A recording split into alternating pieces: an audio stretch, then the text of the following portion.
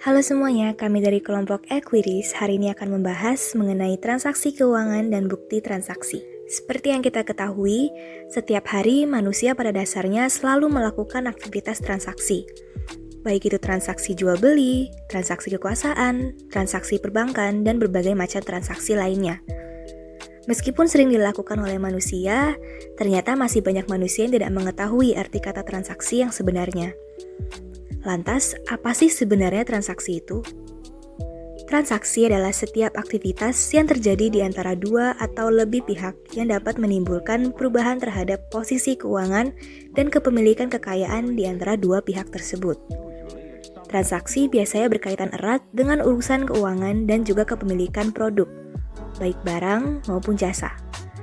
Transaksi dapat dilaksanakan baik oleh organisasi kelompok maupun oleh perorangan. Transaksi juga dapat berlangsung antar pihak dalam organisasi maupun dengan pihak luar organisasi atau perorangan. Nah, sekarang kita akan membahas mengenai jenis-jenis transaksi. Jenis transaksi yang pertama adalah transaksi internal. Transaksi internal merupakan transaksi yang terjadi di dalam internal suatu organisasi ataupun perusahaan saja. Transaksi internal hanya melibatkan pihak-pihak internal yang ada di dalam organisasi tanpa melibatkan pihak eksternal organisasi. Contoh transaksi internal yaitu penghapusan piutang usaha dan pengalokasian beban usaha. Jenis transaksi yang kedua adalah transaksi eksternal. Transaksi eksternal adalah transaksi yang terjadi antara pihak internal dengan pihak eksternal organisasi atau perusahaan. Berbeda dengan transaksi internal yang tidak membutuhkan keterlibatan pihak eksternal perusahaan sama sekali, transaksi eksternal membutuhkan keterlibatan pihak eksternal perusahaan sebagai mitra transaksi.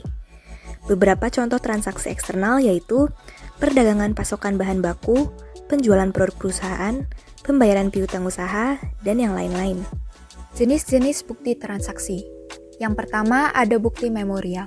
Bukti memorial atau memo adalah bukti transaksi intern berupa catatan yang digunakan untuk mencatat semua transaksi dalam perusahaan yang tidak ada hubungannya dengan penerimaan atau pengeluaran kas.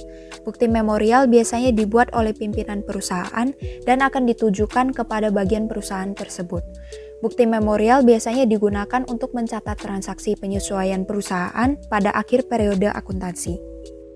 Selanjutnya, faktur. Faktur adalah surat bukti terjadinya transaksi pembelian atau penjualan secara kredit antara dua perusahaan. Faktur di sini biasanya dibuat rangkap dua, yaitu asli dan kopian. Faktur asli diberikan kepada si pembeli, sedangkan faktur kopi dibawa oleh penjual. Salah satu fungsi dari faktur adalah sebagai bahan pertimbangan pembeli dalam meneliti kembali akan barang-barang yang telah dibelinya.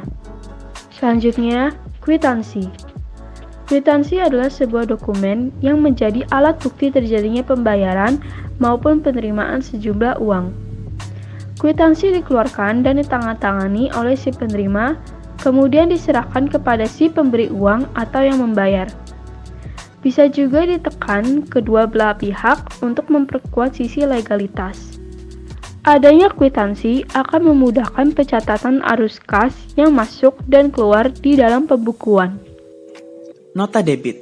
Nota debit adalah surat bukti terjadinya pengurangan utang usaha karena adanya pengembalian barang dagangan atau penurunan harga yang dibuat oleh pihak pembeli. Artinya, nota debit adalah mendebit atau mengurangi utang usaha pembeli yang harus dilunasi. Lembaran asli dikirimkan oleh pembeli kepada penjual bersamaan pengiriman kembalinya barang yang telah dibeli, sedangkan tebusannya atau kopinya disimpan oleh pembeli sebagai arsip dan bukti pencatatan. Berikut adalah contoh dari nota debit. Nota kredit. Nota kredit adalah sebuah bukti transaksi penerimaan barang yang telah dijual atau pengembalian barang. Nota kredit dikeluarkan oleh pihak penjual.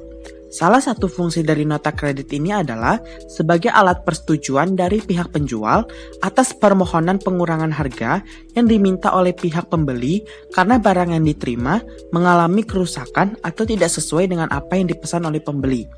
Berikut adalah contoh dari nota kredit. Bon kontan. Bon kontan adalah bukti pembukuan yang dibuat penjual waktu menjual dengan cara tunai. Pada bukti bon kontan dicantumkan jumlah, harga, dan jumlah yang dibayar. Berikut adalah contoh dari bond kontan. Dan yang terakhir ada rekening koran. Rekening koran adalah ringkasan transaksi keuangan secara menyeluruh dari suatu rekening. Rekening koran dapat berupa rekening milik individu maupun rekening milik badan usaha. Data yang terlampir pada sebuah rekening koran yang tercetak adalah rincian mengenai alur debit dan kredit, termasuk dari dana hasil transfer masuk atau keluar.